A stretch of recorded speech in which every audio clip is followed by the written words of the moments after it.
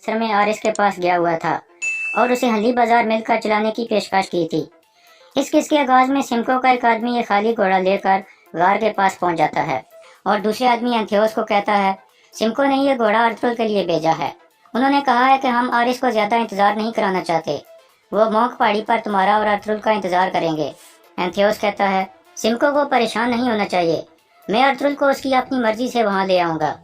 अंदर अर्तुल वुजू करने में मसरूफ था। इतने में एंथियोस वहाँ पहुँचता है। अर्तुल कहता है, अब मैं अपने कबीले जाना चाहता हूँ। एंथियोस कहता है, जिन लोगों ने आपको जख्मी किया था उन्हें आपकी लाश नहीं मिली थी, वो आपको ढूंढ रहे होंगे। अर्तुल कहता है, वो मुझे मौत से ज्यादा कुछ नहीं दे सकते, अब मुझे जाना होगा, मैं तुम्हारी ये मदद कभी नहीं भूलूंगा। एंथियोस कहता है, ठीक है, मैं भी आपके साथ जाऊंगा, हमारा सफर काफी लंबा है। मैंने करीबी गांव से आपके लिए कपड़े मंगवा लिए हैं और बाहर घोड़ा भी तैयार खड़ा है।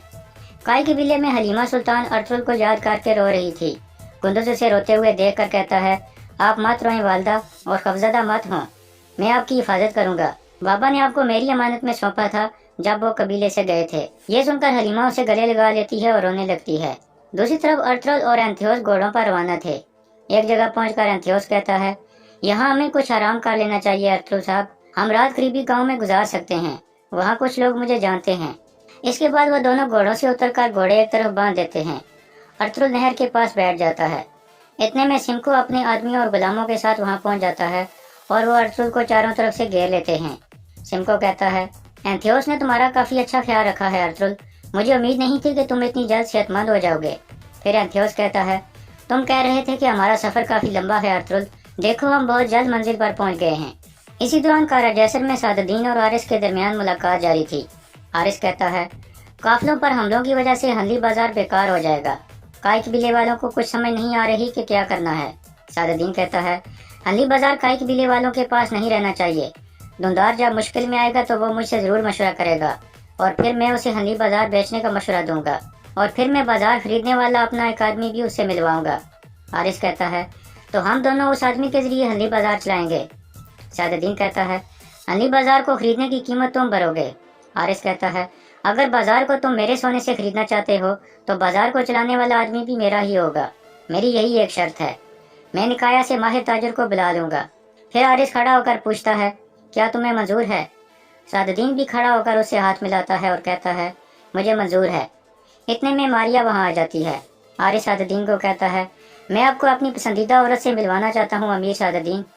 फिर मारिया कहती है, खुश आमदीद जनाब। सादुद्दीन कहता है, मैंने काफ़ी ज़्यादा खाना खा लिया है, अब मैं चलता हूँ, लेकिन तुम जल्द दूधार से मिल लो और बाजार बेचने के लिए उस पर दबाव डालो। यह कहकर सादुद्दीन वहाँ से चला जाता है। दूसरी तरफ सिमको के आदमियों ने अर्तुल को चारों तरफ से घेरा हुआ था। सिमको अर्तुल को कहता है, अब अपने आप को मेरे हवाले कर दो, अब तुम्हारी जिंदगी का मालिक मैं हूँ। अर्तुल कहता है, मैं तुम जैसे गीदड़ों का गुलाम बनने की बजाय मौत को पसंद करूंगा। सिमको अपने आदमियों को कहता है, पकड़ लो इसको। इसके बाद सिमको के आदमी अर्तुल की तरफ बढ़ते हैं।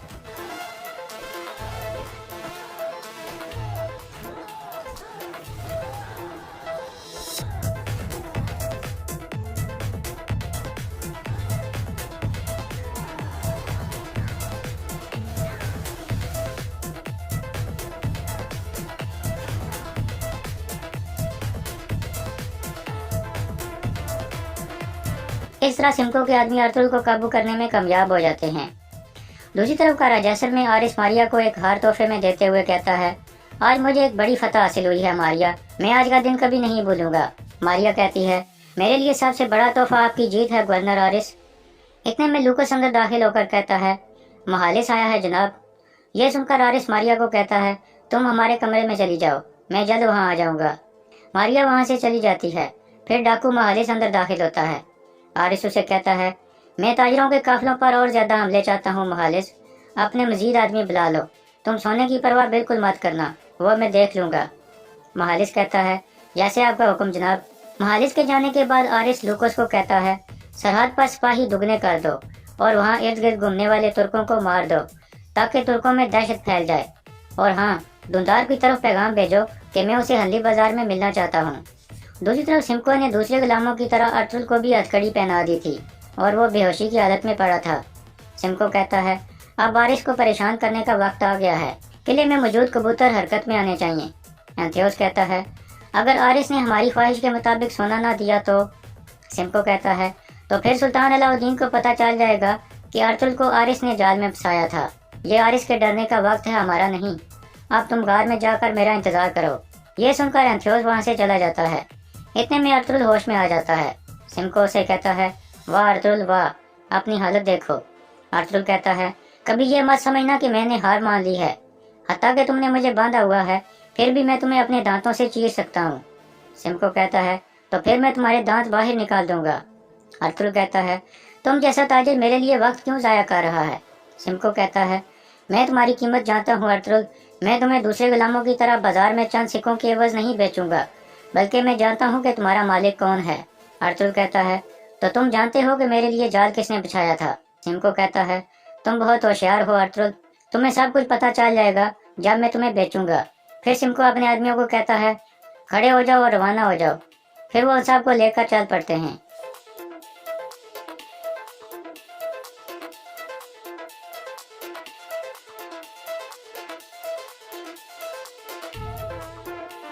علی بازار میں دھندار ایک تاجر سے پوچھتا ہے آپ کا کام کیسا جا رہا ہے؟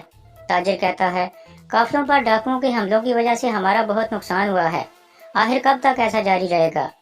دھندار کہتا ہے انشاءاللہ جلد یہ سب ٹھیک ہو جائے گا۔ اتنے میں ایک سپاہی آ کر اسے بتاتا ہے کہ گورنر آرس نے پیغام بھجوایا ہے کہ وہ آپ سے ملنا چاہتا ہے۔ دھندار کہتا ہے ٹھیک ہے وہ آ سکتا ہے۔ قلعہ جیسر میں ماریا آرس کے زخم پر مرہم لگا رہی تھی اور کہتی ہے یہ زخم کافی گہرا ہے، لازمی کسی طاقتور آدمی نے لگایا ہوگا۔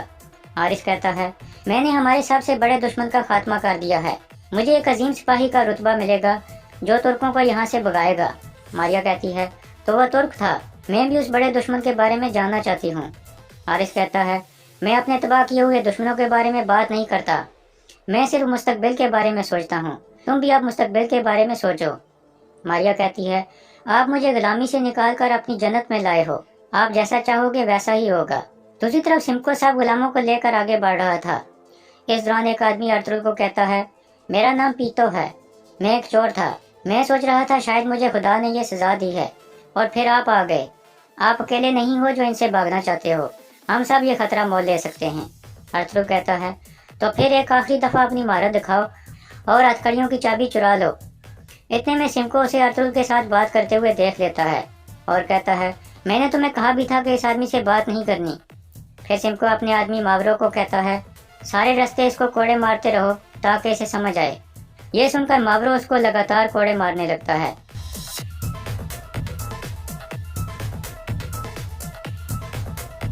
دوسری طرف سعدالدین جنگل میں شکار کرنے میں مصروف تھا۔ اتنے میں اس کا خاص آدمی گوگتو وہاں آ کر کہتا ہے بہادر صاحب آ گئے ہیں امیری حضرت، وہ جاویدار قبیلے کی طرف جا رہے ہیں۔ سعدالدین کہتا ہے اعلیٰ، اسے کچھ وقت اسلان سے ملنے دو، پھر اسلان کو پتہ چلے گا کہ طاقتور کون ہے۔ دوسری طرف جاویدار قبیلے میں اسلان اپنے خیمے میں بال بنا رہی تھی، اس کے ساتھ قبیلے کی ایک لڑکی اسما بھی موجود تھی۔ اتنے میں قبیلے کا ڈھول بجتا ہے، ایک سپاہی آ کر اسلان کو بتاتا ہے کہ بہادر صاحب اپنے بیٹے سنجار کے ساتھ ہمارے قبیلے میں آ رہے ہیں۔ یہ سن کر اسلان بہت پریشان ہو جاتی ہے اور اس کے ہاتھ سے کنگھی گر جاتی ہے۔ دوسری لڑکی کہتی ہے سب خیر ہوگی۔ اسلان کہتی ہے خیر نہیں ہے، بہادر جہاں آتا ہے وہاں شیطان آتا ہے، اللہ خیر کرے۔ باہر بہادر کا قافلہ قبیلے میں داخل ہو جاتا ہے، قبیلے کے لوگ اسے خوش آمدید کہنے لگتے ہیں۔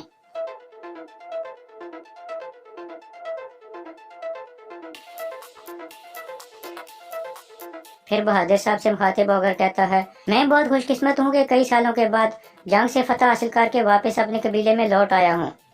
میں جانتا ہوں کہ آپ لوگ فتح کو ترس رہے تھے، میں یہاں اپنی فتح آپ کے ساتھ بانٹنے آیا ہوں اور نئی فتوحات حاصل کرنے آیا ہوں۔ یہ سن کر سب لوگ بہادر صاحب زندہ باد کے نعرے لگانے لگتے ہیں۔ پھر بہادر اور باقی لوگ گھوڑوں سے اتر آتے ہیں اور اسلان کے سامنے پہنچ جاتے ہیں۔ اسلان کہتی ہے خوش آمدید بہادر صاحب۔ بہادر کہتا ہے شکریہ اسلان خاتون، میں جنگ کے میدان میں دشمن کو تباہ کر کے آیا ہوں، میں نے سنا ہے کہ تم میرے مرحوم بھائی کے قبیلے کا بہت اچھے طریقے سے خیال رکھ رہی ہو۔ اسلان کہتی ہے جی بالکل، میں اپنی پوری کوشش کر رہی ہوں۔ پھر اسلان اپنے سپاہی کو کہتی ہے ہمارے مہمان ایک لمبا سفر کر کے آئے ہیں اور تھک گئے ہوں گے، ان کے لیے شربت لاؤ۔ پھر اسلان ان کو اندر جانے کو کہتی ہے تو وہ تینوں مرکزی خیمے میں داخل ہو جاتے ہیں اور یہاں اس کیس کا اختتام ہو جاتا ہے۔